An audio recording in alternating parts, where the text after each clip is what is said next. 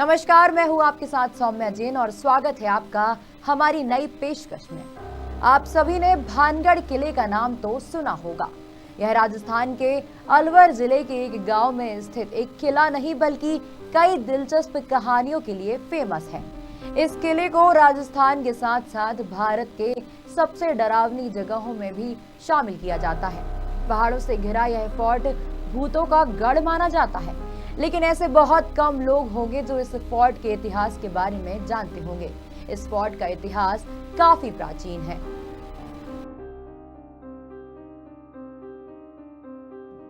लगभग 17वीं शताब्दी से बना हुआ यह प्राचीन किला माना जाता है। इस भूतिया फोर्ट को लेकर यह कहा जाता है कि आमेर के राजा ने अपने छोटे भाई के लिए बनवाया था। इस किले की कहानी बेहद ही दिलचस्प है।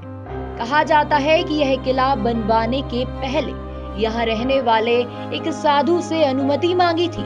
साधु ने एक राजा के सामने शर्त रखी कि जब आप किले का निर्माण करें तो किले की छाया मेरे घर पर नहीं पड़ना चाहिए, लेकिन ऐसा नहीं हुआ।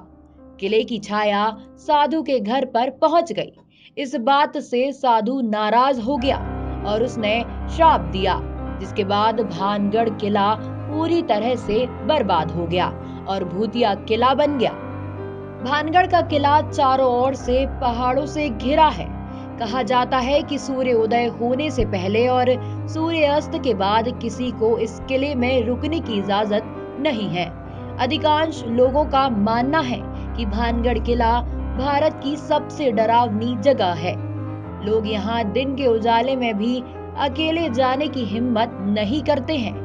ऐसा कहा जाता है कि कुछ लोग शाम के समय यहाँ घूमने के लिए गए थे, लेकिन वापस लौट कर नहीं आए। वहीं कुछ लोगों का मानना है कि इस फोर्ट से औरत के चिल्लाने, चूड़ियां तोड़ने और रोने की आवाजें सुनाई देती हैं। आपको बता दें कि भानगढ़ किला दिल्ली से लगभग 243 किलोमीटर दूर है। भानगढ़ किला खंडहर होने के पीछे एक और कहानी प्रचलित है। कहा जाता है कि भानगढ़ की राजकुमारी रत्नावती बहुत खूबसूरत थी। कई राज्यों से रत्नावती के लिए विवाह के प्रस्ताव आ रहे थे। एक बार वह अपनी सखियों के साथ एक इत्र की दुकान पर पहुंची। उसी समय उस दुकान से कुछ दूरी पर सिंधु सेवड़ा नामक का व्यक्ति खड़ा होकर राजकुमारी को निहार रहा था। सिंघिया उसी राज्य का रहने वाला था और वह काले जादू में महारथी था।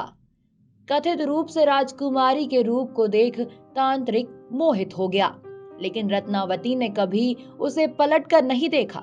जिस दुकान से राजकुमारी के लिए इत्र जाता था, उसने उस दुकान में जाकर रत्नावती को भेजे जाने वाले इत्र की बोतल पर काला जादू कर उस पर वशीकरण मंत्र का प्रयोग किया।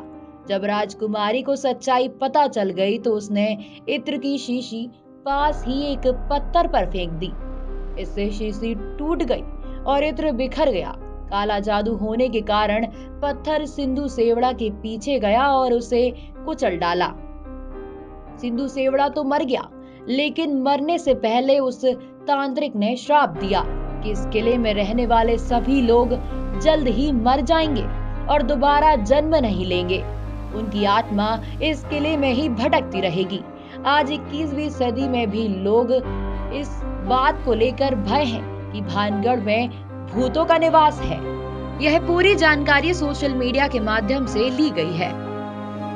फिलहाल आज के लिए बस इतना ही। बने रहिए खबर मध्य प्रदेश छत्तीसगढ़ के साथ।